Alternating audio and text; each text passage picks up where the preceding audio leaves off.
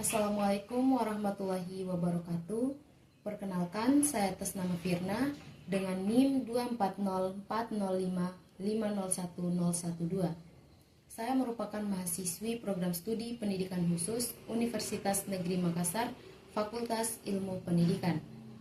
Pada kesempatan kali ini, saya akan menjelaskan materi dengan judul Pendidikan Inklusi sebagai salah satu syarat untuk memenuhi ujian tengah semester pada mata kuliah Pendidikan Inklusi dengan dosen pengampu Bapak Dr. Haji Samsudin MSI dan Ibu Nurul Mutahara SPD MPD. Dalam pembahasan ini, saya akan menjelaskan pengertian pendidikan inklusi baik secara umum menurut para ahli maupun berdasarkan undang-undang. Selain itu, saya akan menguraikan kebijakan pendidikan inklusi baik di tingkat nasional maupun internasional, serta saya akan membahas ragam-ragam disabilitas dan Index for Inclusion sebagai acuan dalam penerapan pendidikan inklusi di berbagai lembaga pendidikan. Secara umum, pendidikan inklusi adalah sistem layanan pendidikan yang memberikan kesempatan kepada semua anak, termasuk anak berkebutuhan khusus, untuk belajar bersama dalam satu lingkungan yang sama tanpa adanya diskriminasi.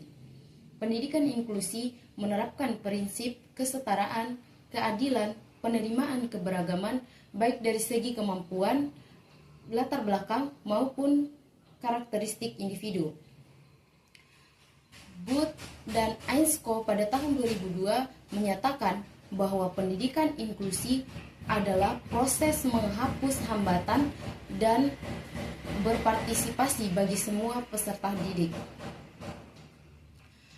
Menurut Undang-Undang Nomor 70 Tahun 2009, pendidikan inklusi adalah pendidikan yang memberikan kesempatan kepada semua peserta didik, termasuk anak yang memiliki kelainan dan kecerdasan atau bakat istimewa untuk belajar bersama di sekolah reguler. Adapun kebijakan nasional pendidikan inklusi. Kebijakan nasional pendidikan inklusi di Indonesia dilandasi oleh Undang-Undang Dasar. Yang pertama yaitu Undang-Undang Dasar 1945 Pasal 31 Ayat 1 yang menjamin hak pendidikan bagi seluruh warga. Yang kedua yaitu Undang-Undang Nomor 20 Tahun 2003 tentang Sistem Pendidikan Nasional Pasal 5 Ayat 1 dan 2 yang menyatakan bahwa setiap warga negara berhak mendapatkan pendidikan yang bermutu dan warga negara yang memiliki kelainan berhak mendapatkan pendidikan khusus. Yang ketiga yaitu Deklarasi Bandung pada tahun 2004 menegaskan komitmen nasional dalam mewujudkan pendidikan inklusi sebagai bagian dari pembangunan pendidikan untuk semua atau Education for All. Adapun kebijakan internasional pendidikan inklusi. Yang pertama yaitu Deklarasi Salamanca UNESCO pada tahun 1994 menegaskan bahwa sekolah reguler dengan orientasi inklusi adalah salah satu cara yang paling efektif untuk mengurangi diskriminasi dalam pendidikan. Yang kedua yaitu Konvensi Hak-Hak Disabilitas atau CRPD PBB pada tahun 2006 mengakui hak penyandang disabilitas untuk mendapatkan pendidikan tanpa adanya diskriminasi.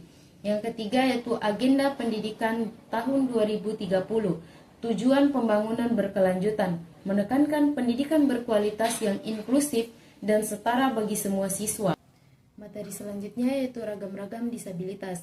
Ragam disabilitas dapat dibagi menjadi dua yaitu permanen dan temporer. Disabilitas permanen yaitu kondisi yang bersifat jangka panjang, biasanya tidak dapat dipulihkan sepenuhnya, seperti anak dengan gangguan pada fungsi tubuh dan anggota gerak, seperti lumpuh, paraplegia, cerebral palsy, polio, dan amputasi.